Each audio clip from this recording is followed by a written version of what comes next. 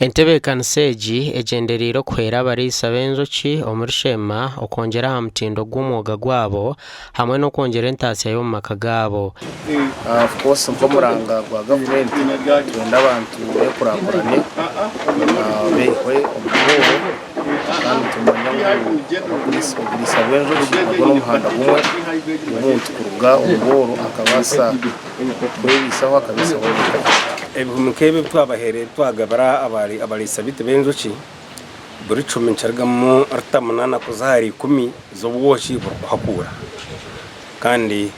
rita y'obwoki wano juguze emitwaro 2 agahaka sente kace norango 11 mukiya nk'emitwaro kuruga ahari 16 kuzahari 20. Sheema District Entomologist Officer ningasho rukuru koko om district ya Sheema ahabwira abariisa okubine kuriisa enjoki zaabo. Ngasho ngo ene ebihumi by'enjoki wabasa kubyara ebyokurya byazo nibyo omuri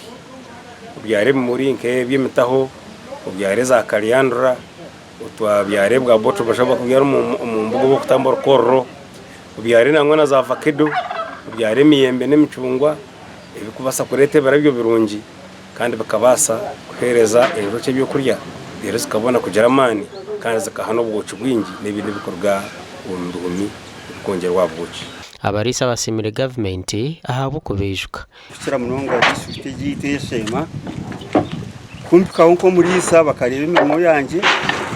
kandi bakantora na bakampireza ubwezi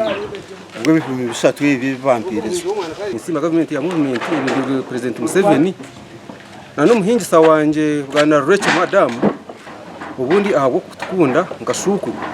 kandi akashikiriza mu ya Gavumenti kuri tubashaba ngo bagende baseje batungura amakagabo gasha ku Michael atwakire.